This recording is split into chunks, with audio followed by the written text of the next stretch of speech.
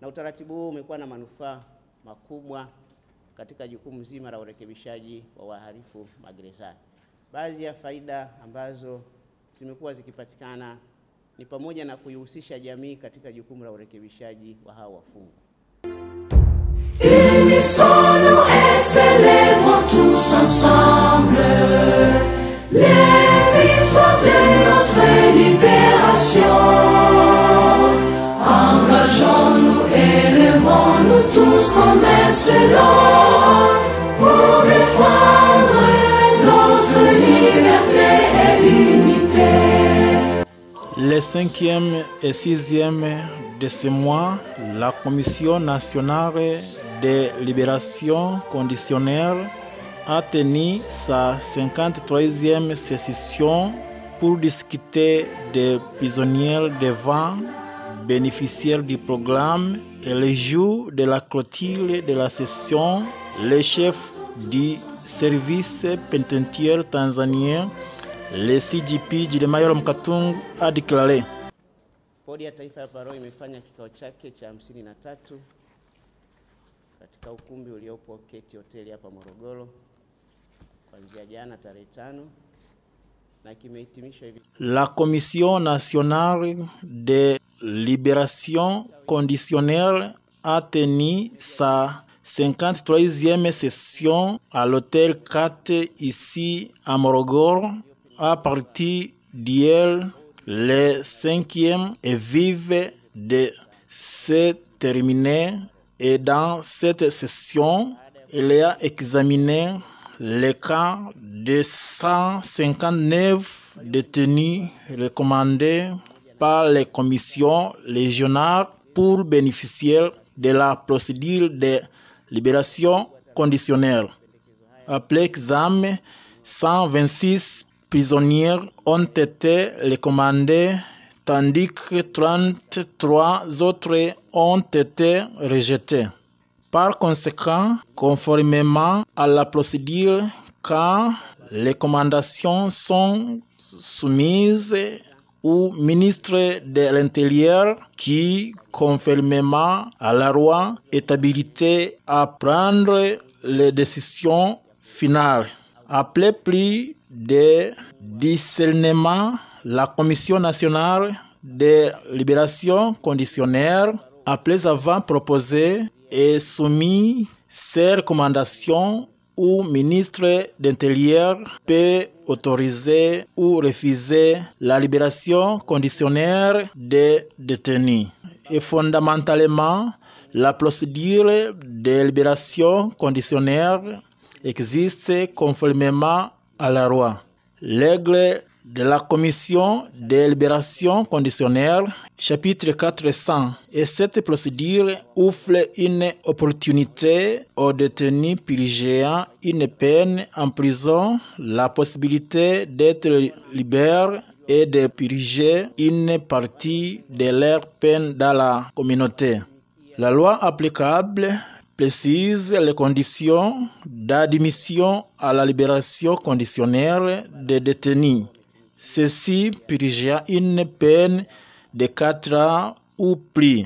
Une autre condition est qu'ils purger un tiers de leur peine en prison.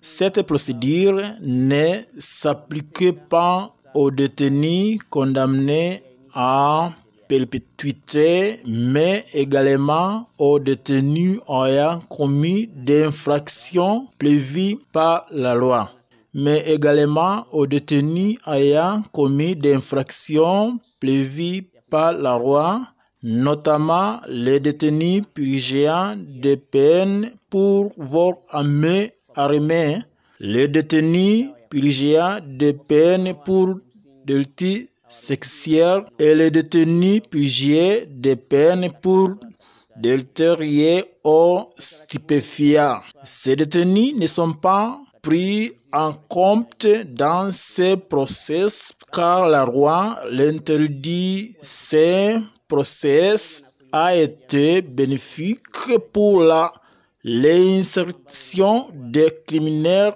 en milieu carcéral.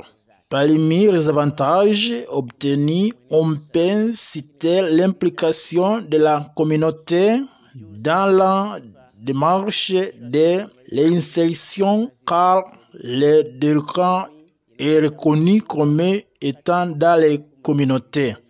Après avoir commis des crimes, ils sont incarcérés. Le rôle de la prison est de corriger leur comportement et leur caractère, mais aussi de leur transmettre des compétences, des connaissances et une éducation. À la fin de leur peine, ils doivent réintégrer la société. La société a donc un rôle important à jouer dans la réforme des détenus. Cette procédure offre une seule opportunité à la société de réformer les détenus, car celui-ci quitte la société et y retourne pour purger le reste de sa peine. Un autre avantage réside dans les mécanismes permettant de réduire les coûts liés à l'administration pénitentiaire. Lorsqu'un détenu est incarcéré, le gouvernement lui fournit de la nourriture, des vêtements, des soins médicaux et d'autres services. Ce coût est important, donc à sa libération, le gouvernement réduit les coûts liés à son administration. Un autre avantage réside dans le comportement à la moralité des détenus pendant leur incarcération, car un critère de la libération était également pris en compte. Un bon comportement et une bonne moralité augmentent les chances d'être pris en considération. Cela contribue donc à améliorer le comportement des détenus en prison dans l'espoir qu'ils seront considérés pour une libération conditionnelle et qu'ils pourront purger une partie de leur peine dans la communauté après leur sortie de prison. La libération conditionnelle est une procédure légale qui permet à un détenu condamné à une peine d'emprisonnement de 4 ans ou plus de purger le reste dans sa peine dans la communauté dans des conditions spécifiques après avoir satisfait aux critères fixés par la loi.